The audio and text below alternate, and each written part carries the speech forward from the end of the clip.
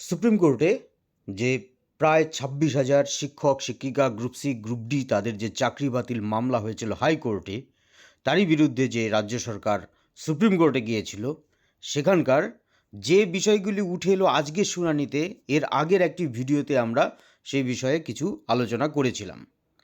এবার তারপর তখন যে শুনানি হয়েছিল তারপর আরও বেশ কিছুক্ষণ শুনানি হয়। শুনানির পর যে বিষয়টি উঠে এলো তা হচ্ছে, আমরা বিষয়টিকে অনেকটাই বলতে পারি যে দুঃখজনক ঘটনা যদিও বা ঘটে, সেরকমই কিন্তু উঠে এলো আদালতের পর্যবেক্ষণে। কীরকম? যে যোগ্য অযোগ্য বাছাই করা না গেলে পুরো প্যানেল বাতিল। সুপ্রিম কোর্টের কিন্তু এরকম পর্যবেক্ষণ কি উঠে আসছে? আমরা আজকে এই ভিডিওর মধ্যে সেই বিষয়টি কিন্তু দেখে নেব। সকাল থেকে যে সুপ্রিম কোর্টের যে এই মামলাটি, সেই মামলা চলছিল। বিকেল হয়ে গেল শেষ পর্যন্ত এই শুনানি চললে, এখনও পর্যন্ত কিন্তু রায় বেরোয়নি। কিন্তু আদালতে ঝুলে রইল এই মামলা, কারণ আগামী 7ই জানুয়ারি আবার এই মামলার দিন ঠিক করা হয়েছে। এই মামলায় যে যোগ্য অযোগ্য বাছাইয়ের যে মাপকাঠি, যে ওএমআর শিটের কথা বলা হয়েছে, তার সত্যতা নিয়ে প্রশ্ন উঠে গেছে। কারণ অরিজিনাল ওএমআর শিট নেই এবং অরিজিনাল ইমেজ কপিও এসএসসির সার্ভারে নেই। ফলে যোগ্য অযোগ্য চাকরিবাদীদের বাছাইয়ে যে কিভাবে ভরসা করবে, ভরসা বলতে মেটা ডেটা, এই মেটা ডেটা খুঁজে বার করতে না পারলে যোগ্য অযোগ্য তালিকা বাছাই করা সম্ভব নয়। প্রসঙ্গত বলে রাখি যে স্কুল সার্ভিস কমিশন কিন্তু তাদের যে আইনজীবী, তারা কিন্তু স্বীকার করে নিয়েছে যে এক্ষেত্রে, অর্থাৎ এই নিয়োগের ক্ষেত্রে কিন্তু দুর্নীতি হয়েছে, তারা কিন্তু স্বীকার করে নিয়েছে।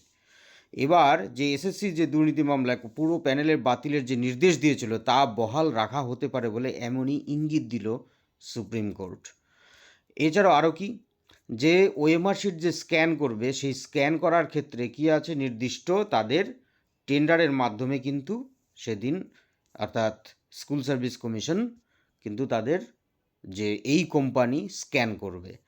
এবার সেই স্ক্যানের ক্ষেত্রেও কিন্তু দেখা গেছে যে কোম্পানি থেকে দায়িত্ব দেওয়া হয়েছিল, সেই কোম্পানিও কিন্তু সেই দায়িত্ব পালন করেনি। তারপর তারা আবার অন্য আরেকজনকে কিন্তু সেই দায়িত্ব দিয়েছে।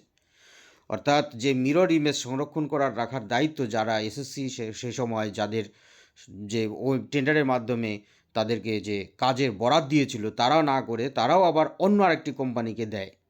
এক্ষেত্রে সেখানেও কিন্তু এই যে ইমেজ, সেই ইমেজ কিন্তু খুঁজে পাওয়া যায়নি। এবার যে অতিরিক্ত পদ, সেই অতিরিক্ত পদগুলি যে তৈরি করা হয়, সেই অতিরিক্ত পদের ক্ষেত্রেও কিন্তু বলা হয়েছে যে যারা যারা অযোগ্য আছে তাদেরকে রাখার জন্যই এই নতুন পোস্ট তৈরি করা হয়েছিল, সুপার নিউমেরি পোস্ট। এই ভূমিকা নিয়ে কিন্তু এসএসসির যে ভূমিকা, সেই ভূমিকা নিয়েও প্রশ্ন উঠেছে এবং যে সরকারের যে ভূমিকা, তা নিয়েও কিন্তু প্রশ্ন উঠেছে। এবার আসল বিষয়টি কি, তা হচ্ছে প্রধান বিচারপতি সঞ্জীব খান্নার এজলাসে যে চাকরি মামলার যে শুনানি হচ্ছে, দিনভর বক্তব্য শোনা হয়, সকালে তারপর আবার বিকেলে শোনা হয়। এরপর আদালত যে পর্যবেক্ষণ করলো যে যোগ্য অযোগ্য বাছাই না করা গেলে পুরো প্যানেলটাই বাতিল করা হতে পারে। আগামী 7ই জানুয়ারি পরবর্তী মামলার শুনানি হবে। কিন্তু এখানে মূল যে দায়িত্ব, সেই মূল দায়িত্ব কিন্তু পড়ে গেল এসএসসির কাছে। অর্থাৎ তাদেরই এখন বিষয় যে খুঁজে বের করে দিতে হবে যোগ্য অযোগ্য, নইলে কিন্তু পুরো প্যানেলই কিন্তু বাতিল হতে পারে।